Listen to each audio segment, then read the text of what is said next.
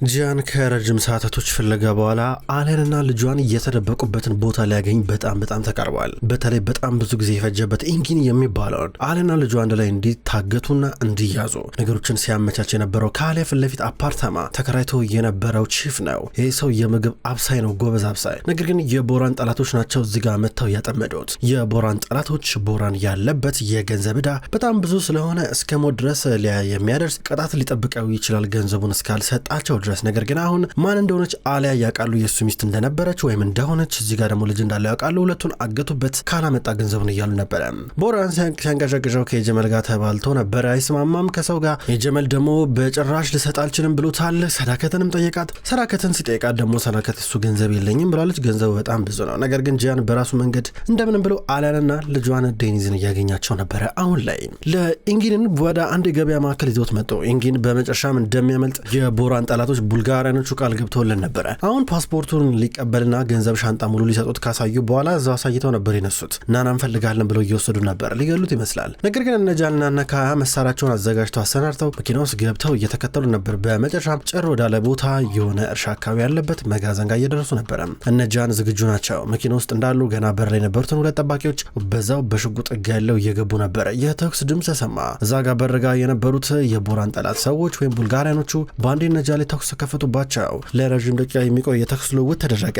እዚህ ጋር እና አሊያን ያገቷቸው ሰዎች እንደምንም ብለው ራሳቸውን ለመከላከል ሞከሩ። እዚህ ጋር የአሊያ ልጅ ደግሞ ጂያን እየፈራ ነው ያለው። ማየ ምንድነው ድምፁ? ምንድነው የምሰማው ድምፅ እያለ ነበር። አትስማ ብላ ጆሮን እያዘች ነበር። አባዬ መጣ እንዴ ሊያድነን መጣ እንዴ ይላታል። እስኪ ቆይ እንጠብቅ እያለችው ነበረ።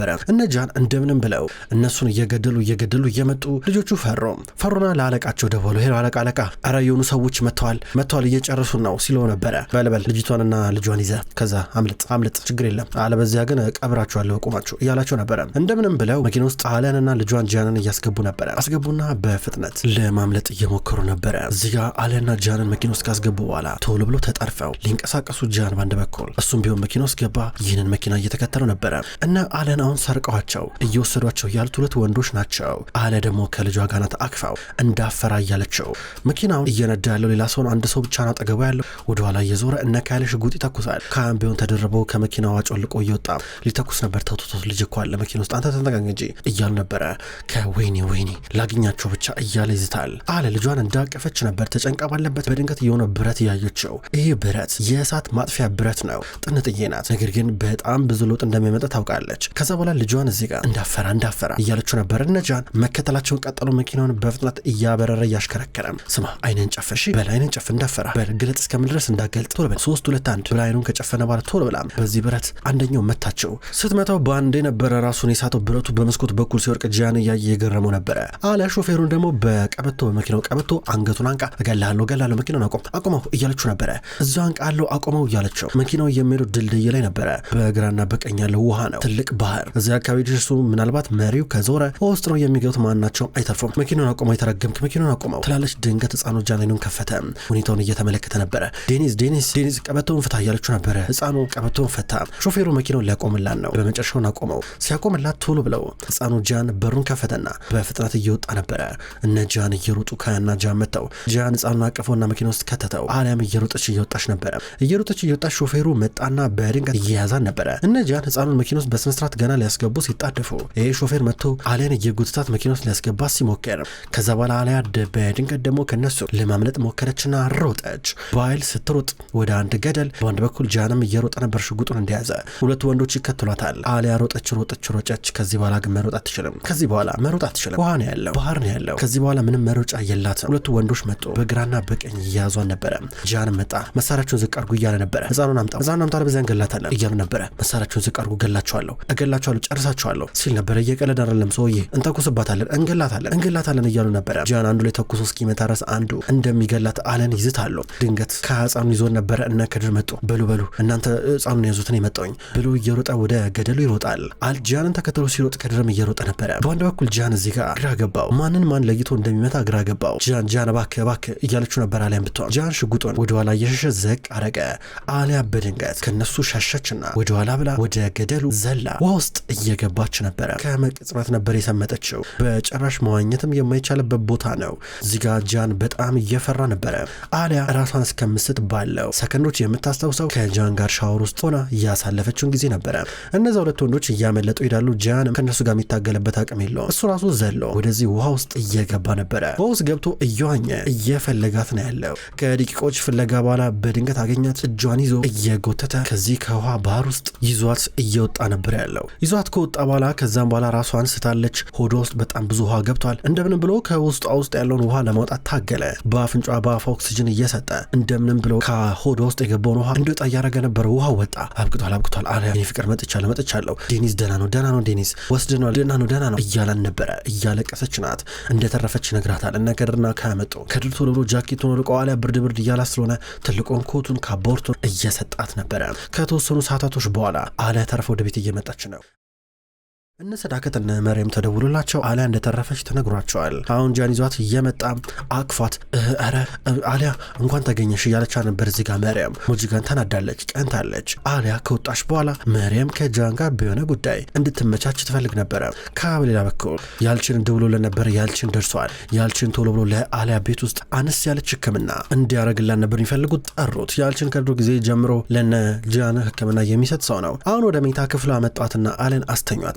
ብርድ እያላን ነው። ወዲያው ወደ ውስጥ ወደ ብርድ ልብስ ውስጥ እያስገባን ነበር። ተንፍሽ ይሏታል። ያልችን ከመጣ በኋላ ያው እንግዲህ እንደዚህ በሰላም የምትተነፍሰው ውሃው ሳምቦ ውስጥ ስላልገባ ነው። ይሄ ማለት ደህና ማለት ነው። ማለት ዛሬ ማታ ልትቸገር ትችላለች። ብርድ ብሏት ምናልባት አነስ ያለች እንደ ጉንፋን ነገር ሊይዛት ይችላል። ነገር ግን ይሄ ማለት በጣም ያሳስባል ማለት አይደለም። የተለመደ ነው። በቃ ትኩስ ነገር ሾርባ ምናምን ነገር እየጠጣች ሙሉ ለሙሉ ትድናለች ሲል ነበረ። ያልችን ወጣ። ሰዳከትም ወጣች። ጂያን እግሯ ስር እየገባኝ ፍቅር ደህና ነሽ እያላን ነበረ። ደህና ነኝ ብላ ባየተናነቃት አቀፈችው። እሱም እያቀፋን ነበረ። በቤተኝ በቀልብስሽን ቀይሪና እያላን ነበረ። ልብስ የላትም። ልብሷን እንዳላ ውስጥ የገባሽ ቀን ጥርግርግ አድርጋ ከቤት ወስደዋለች። ስለዚህ የናሬ ልብስ ሊያመጣላት እየሄደ ነበረ። በሌላ በኩል ሰዳከት ዋናው ሳሎን ጋር ቆማለች። የአሊያ መገኘት እየገረማን ነው ከመታገቷ በላይ። ከዛ አሁን እዚህ ጋር ቦራን ሲደውልላት ይሄ ደግሞ ብላ በምርህ ስልኩን አነሳች። ተናገር ምን እያልክ ነው አለችው። እማዬ እውነት ነው ጂያን አሊያንና ልጄን አዳናቸው ብሎ እየጠየቃን ነበር። አሊያና ልጇ በደንብ ተርፈዋል። ገባ ጂያንና አሊያ ተርፈዋል። ማን ነገረህ በምን አወክ እያለችው ነበረ። ዞር ብሎ ፈያዝን እያዩ ነበረ። ፈያዝ ተቀምጧል። እማዬ ኬት ልስማው ኬት ላገኘው ዋናው ነገር መገኘታችሁ አይደል እንዴ? ሁሉም ሰው እያወራ ነው ስለዚህ ጉዳይ ይላታል። አዎ ያወሩ እንጂ በደንብ ያወሩ። እናንተ ምን ፈልገን የደወልክልኝ ምንድን ነው? ማለት ጂያን ልጅን አድኖላል። አንተ ግን እጅና እግርን አጣጥፈህ ተቀምጠ ነበረ። ቦራን ነገር ልጠይቅ እፈልጋለሁ። አንተ ግን ስለመታገታቸው ቀደም ብሎ መረጃ ሰምተ ነበር እንዴ አለችው። እማዬ አላቅም ብዬ ነገርኩሽ እኮ ለምንድን ማታምኝ እያላን ነበረ። እና ዳንስ በተመለከተ ከፈልክ እንዴ ብላ ጠይቀችው። ምንድነው ገንዘብ የለኝም አላልሽኝም እንዴ? እማዬ ምንድነው? ለማወቅ ደግሞ በጣም ይጓጓሽ ይመስላል። ይሄን ያህል በጣም ብትጓጉ ኖሮ መክፈል ነበረብሽ በቃ ብሎ ስልኩን ዘጋው። አልቀረብህ ብላ በመስኮት በኩል ወደ ውጪ መመልከቷን ትቀጥላለች። እንግዲህ ያውቺ ሴትና ልጅ እስከ ዳኑ ድረስ ገንዘቡን ለቡልጋሪያኖቹ የመክፈሉ ጉዳይ አብቅተዋል ማለት ነው ይሏል ፈያዝ። ቦራን አንገቱን አቀርቅሮ ይመለከታል። ከዚህ በኋላ ማንም የሚጠብቀው ሰው የለም። የጀመን ነበር የሚጠብቀው፣ ነገር ግን አሁን አጠገብ ማንም የለም። ተመልከት እነዚህ ሰዎች በጣም ጨካኞች ናቸው። ገባ ለልጅ ማይራሩልህ ቦራን ከግድግዳ ጋር የተጋጨው ከትልቅ ግድግዳ ጋር። ነገር ግን አታስብ፣ እኔ አሊያንም ቢሆን ልጅንም አሳልፌ ለነሱ አልሰጣቸውም። የት እንዳሉ አልነግር እችላለሁ። ገባ ነገር ግን አንተ ከኔ ጋር ያለውን ጉዳይ ማስተካከል አለብህ። ማለት ልደብቅህ እችላለሁ። አንተንም ቢሆን ካገኙ በአሁኑ ሊገሉ ይችላሉ። ነገር ግን የኔ አንበሳ በምንም ጉዳይ ቢሆን ያጠፋ ሰው መቀጣት አለበት። ማለት እኔ መርየምን ከጂያን መውሰድ አለብኝ። በዚህ ረገድ ደግሞ አንተ ታግዘኛለህ ይለዋል ቦራን። እዚህ ጋር ለፈያዝ ደግሞ ለሱ አሽከር መሆኑ ያስከፋ ይመስላል። አንገቱን አቀረቀረ ቦራን። ምን ተፈጠረ? ምንድነው እሹ ያዘንክ ትመስላለህ እያለው ነበር። እያሾፈበት ነበረ ልክ ሕፃን ልጅ እንደሚያወራ ሆኖ። ሰማንተ ቀናበል እያሉ ነበር። አንገቱን እያነቀው ነበረ። ቦራን እያመመው ነበር። አዘንካር ገና ታዝናታለህ አንተ ጂያን መርየምን እንድታገባው ትፈልግ ነበር አይደለ? ይህ ማለት አንተ ከአሊያ ጋር እንድትሆን ማለት ነው። አሊያ ከሱ ጋር እንድትለያይ ማለት ነው። ነገር ግን ይሄ ይሰራ ገባ ቢሆነ መንገድ መርየም ከዛ ቤት እንድትወጣ ታደርጋለህ። ለዚህ አንድ እኔና አንተ የተገናኘ ነው ማለት ነበረ ይላል ፈያዝ እጁን እያወራጨ። ቦራን ከፈያዝ የሚሰጠውን የቤት ስራ ካልሰራ ለሱ የሚያደርገውን ጥበቃ እንደሚያቆም እየነገረው ነው። ይህ ማለት ቦራን ሊገደል ይችላል። በመጀመሪያ ደረጃ መርየምን ወስዳታለሁ ገባ አይደለ? ከዛ በኋላ አንድ ላይ ሆነ አሊያ ከጂያን እጅ እንድትወጣ እናደርጋለን ገባ አይደለ? ጂያን ከአሊያ እጅ ትወጣለች ነው የምልህ። ተስማማን እያሉ ነበረ።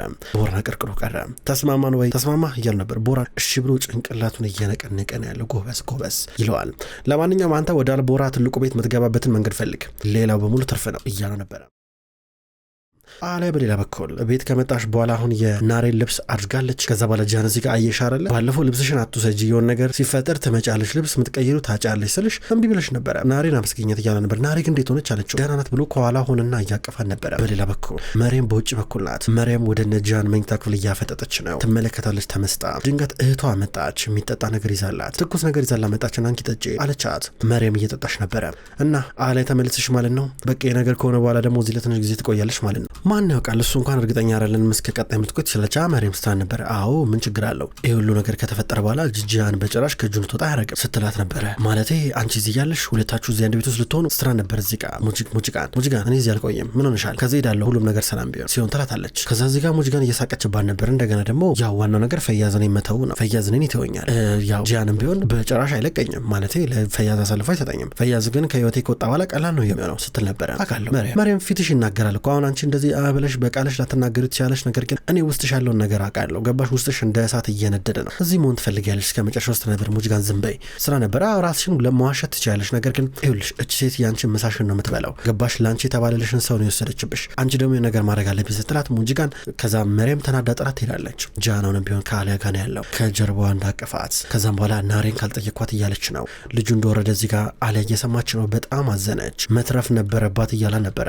አሁን አሊያ ናሬን ለመጠየቅና ለማየት ልትሄድ ነው። ድንገት ህፃኑ ጃን መጣ። እያቀፈችው ነበረ። አሊያ ጃን መጣኝ ብሎ ይሄዳል። ከዛ በኋላ ብዙም አልቆየችም። አሊያ መጣች ወደ ናሬ እዚህ ጋር አሊያን ስታያት እያለቀሰች ነበረ።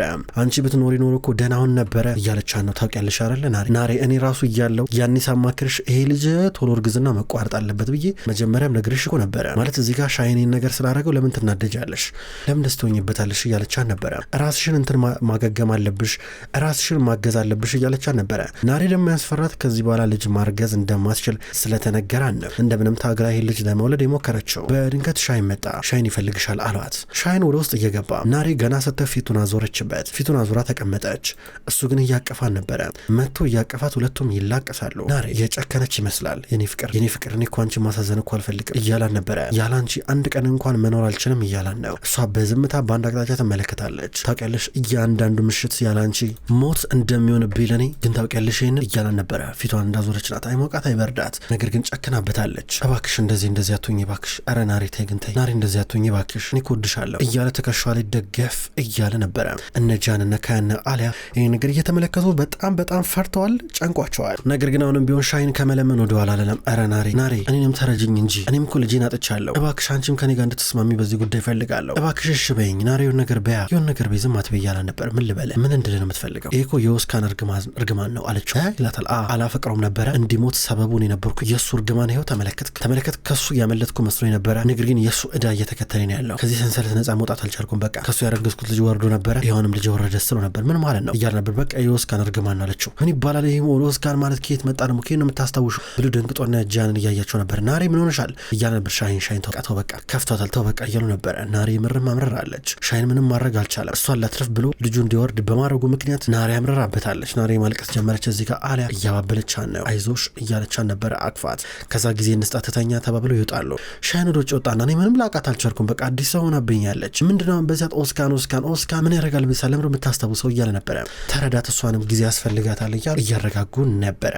ከተወሰኑ ሰዓታቶች በኋላ አሁን ሰዓቱ እየሄደ ነው። ከሰዓት በኋላ ሰዳከት አሁን ትክክለኛው ጊዜ ነው የሰራት ትክክለኛ አባት ማን እንደሆነ የሚታወቅበት ብላ የጃን የጥርስ ብሩሽ አላት። አሁን የቀራት የህፃኑ ሰራት ወይ የጠጣበት ብርጭቆ ነው ወይ ጥርስ ብሩሽ ነው ወይ ማበጠሪያ ነው። ይሄ ነገር ያስፈልጋታል። ሰዳከት የጃን ብሩሽ በፌስታል ከደበቀች በኋላ አሁን ደግሞ የሰራትን የሆነ ነገር ለማግኘት እየሞከረች ነው። እዚህ ጋር ጃንና ሰራት አብሮ እየተጫወቱ ውሃ እየጠጡ ነበረ። ሰራት ውሃ የጠጣበትን ብርጭቆ አየች። ደብቃ ልትወስደው ነው። ድንገት ሙጂጋን እንዲሁ መሪም ዞር ከማለታቸው ድንገት ሰዳከት መጣችና ብርጭቆን አነሳቸው። ይዛው ልትሄድ ስትል ድንገት ወደቀባትና ተሰበረ። ሲሰበር ድንገት መሪም አየች። ስታይ ደነገጠች። የሆነ ፍንጭ ያገኘች ይመስላል። በሌላ በኩል ጃን ለህፃኑ ልብስ እየቀየረለን ነው። ከዛ ወደ አለ ይመጣል። ጥቂት አብረው ያወራሉ። ሰዳከታውንም ፍለጓ ቀጥለዋል። ሰዳከት ፍለጓ እንደቀጠለ በሌላ በኩል ደግሞ ዘሪን ልጇን እየተንከባከበችው ድንገት ኢፔክ መጣች። ኢፔክና ዘሪን ጥሩ ውስጥ ናቸው። በተለይ ደግሞ ዘሪን መጀመሪያ ኢፔክን ወደ ካያሰት ገፋፋን ነበር። አሁን ደግሞ ታዩ እያለቻን ነበረ። እኔ እኮ ያንቺ አሻንጉሊት አይደለም ትላታለች። ለመጣሽ ከየለም ስትላት ደውሎልኝ ነበረ እየመጣው ነው ብሎኛል ትላታለች። ሴቶቹ መጣላት ጀመሩ። እዚህ ኢፔክ ሰላም ልበላት ብላ ህፃኗን ልታክፋ ስትሄድ ዘሪን አናስነካሽም ብላ ነብር ሆነችባት። ክብሯን ተመልካቾች እንኳን ወደ ቅጠል ቲቪ የዩቲዩብ ቻናል በሰላም መጣችሁ። ውድ ተመልካቾች በዛሬው ዕለት አጓጊውን ምርጥ ድራማ ዘውድ ድራማ ድራማን ተመልክተናል። ክቡራን ተመልካቾች ቅጠል ቲቪ ዩቲዩብ ቻናል ወደ እናንተ ዘውድን ድራማ እንዲሁም መሀል ልብ የተሰኘውን አጓጊ ምርጥ ድራማ ወደ እናንተ ይዞ ይመጣል። ሁለቱንም የምትወዱ ከሁለት አንዱ ምርጫችሁ የምታደርጉ ክቡራን ተመልካቾች ቅጠል ቲቪን እየመጣችሁ ላይክ እያደረጋችሁ አዳዲስ ቪዲዮቹን በቀን እንድትኮመክሙ ቅጠል ቲቪ ዩቲዩብ ቻናል ይጋብዛል። በቀጣይ በአዳዲስ ቪዲዮ እስከምንገናኝ ድረስ በያላችሁበት መልካም ቆይታ እንዲሆን እመኛለሁ።